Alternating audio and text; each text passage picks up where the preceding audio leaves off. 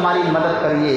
اب اس وقت تو سب کے ذہن میں کوئی بات تھی نہیں، لیکن اب سب حضور کو پہچانیں گے، اللہ اکبر، حضور کی بارگاہ میں التجائیں کریں گے، حضور ہماری مدد فرمائیے۔ نفسی نفسی کا عالم ہے، حضور کہیں گے فکر نہ کرو، ہم اسی کام کے لیے ہیں، اللہ نے اسی کام کے لیے مجھے منتخب کیا ہے، اللہ اکبر۔ اس کے بعد حضرات محترم کیا ہوگا، سارے لوگ حضور کی بارگاہ میں ہوں گے، اور اس کے بعد حضور کو جھنڈا دیا جائے گا، یعنی وہ جھنڈا اعلان کا کہ ہاں میں بخشش کروں گا، میں تمہاری مغفرت کروں گا، میں اللہ سے تمہیں جنت دلواؤں گا، یہ حضور سرور کائنات صلی اللہ تعالیٰ علیہ وسلم ارشاد فرمائیں گے۔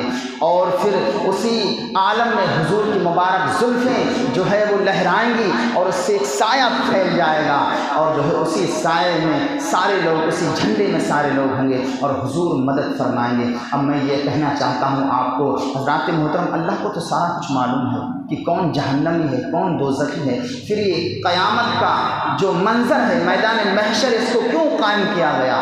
تو حضور اعلیٰ حضرت نے فرمایا، بزرگان دین نے فرمایا، یہاں کوئی اور مقصد نہیں، اللہ کو معلوم ہے میرا کون بندہ نیک ہے، کون گناہ گار ہے، کون خطا کار ہے، وہ چاہے تو یہیں اس کو جہنم میں بھیج دے، جو جہنمی ہے، اور جو جنتی اس کو جنت میں بھیج دے۔ لیکن یہاں جو حضور کے منکر تھے، جو حضور کو جو ہے کہتے تھے کہ یہ مر کر مٹی میں مل گئے، اور جو حضور کی شان میں گستاخی کرتے تھے، آج انہیں دکھایا جائے گا، انہیں بتایا جائے گا، تم دنیا کے اندر میرے محبوب کی برائی کرتے تھے، ان کے اندر کمی تلاش کرتے تھے، آج دیکھو میرے محبوب کا مقام دیکھو، آج میرے محبوب کا مرتبہ دیکھو۔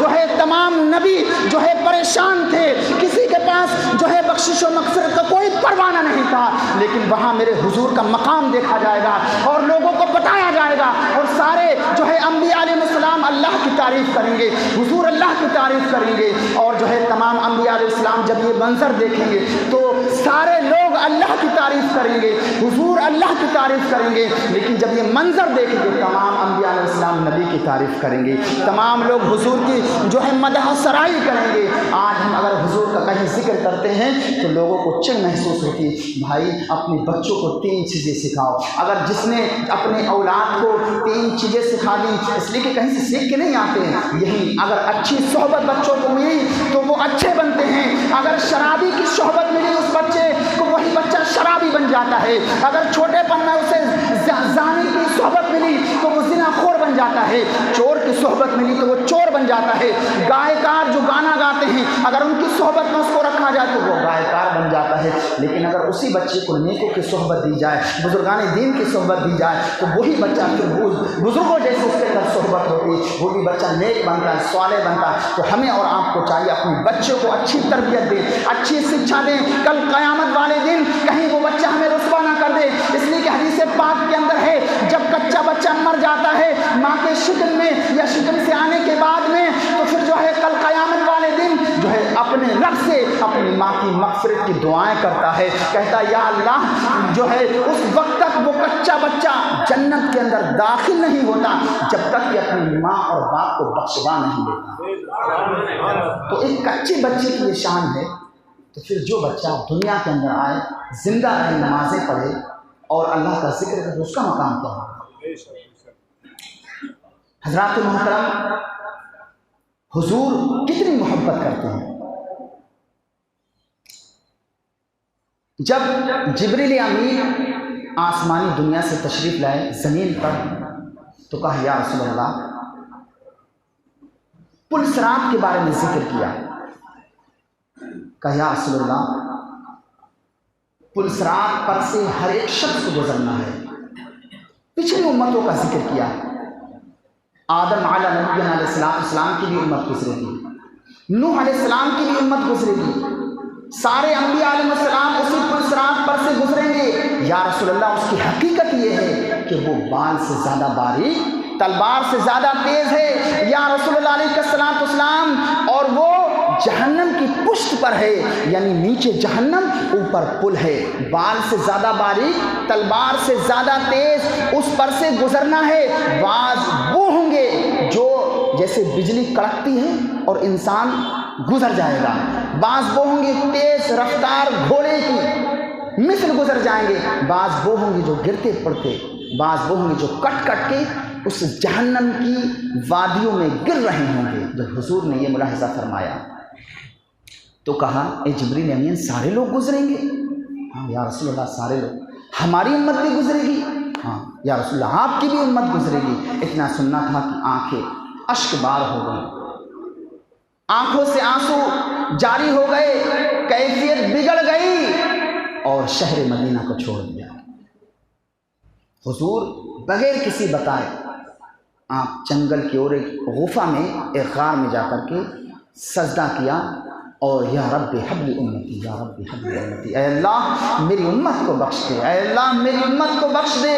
پل صراط کا راستہ جو بال سے زیادہ باریک، تلوار سے زیادہ تیز، جہنم کی پشت پر ہے، اس پر سے گزرنا ہوگا، میری امت کیسے گزرے؟ یا رب حبل امتی، یا اللہ میری امت، یا اللہ میری امت، یا اللہ میری امت، یا اللہ میری امت۔ اس طرح سے حضور دعائیں کریں گے۔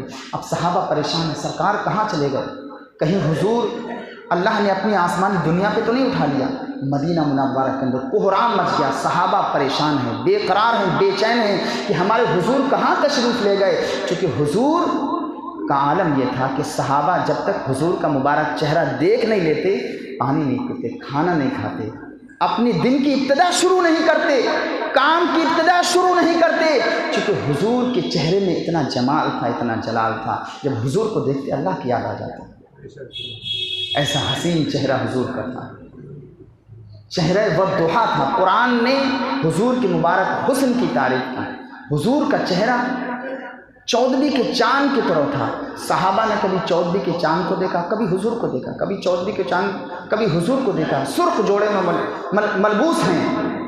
صحابہ نے یقین کے ساتھ کہا یا رسول اللہ آپ چاند سے بھی زیادہ خوبصورت ہیں۔ لوگوں نے اعتراض کیا بھائی حضور ہو سکتا ہے مدینہ منورہ کے اندر تمام لوگوں سے ہو سکتا ہے دوسرے ممالک میں حضور سے زیادہ کوئی خوبصورت ہو، تو پھر جبریل امین اس کی تصدیق کرتے ہیں یا رسول اللہ دنیا جب سے پیدا ہوئی ہے لے کے آدم سے لے کر عیسیٰ تک تمام انبیاء علیہ السلام کے پاس میرا جانا ہوا، سب کے پاس میں گیا اور سب کا میں نے حال معلوم کیا، سب کے بارے میں جانتا ہوں یا رسول اللہ آپ جیسا حسن و جمیل آج تک کسی نے دیکھا ہی نہیں میں جانتا۔ اس لیے حسان بن ثابت کہتے ہیں وَأَحْسَنُ مِنْكَ لَمْ تَرَ قَطُّ عَيْنِي وَأَجْمَلُكَ مِنْ لَمْ تَلِدِ النِّسَاء۔ یا رسول اللہ آپ جیسا حسین و جمیل آج تک میری آنکھ نے دیکھا ہی نہیں۔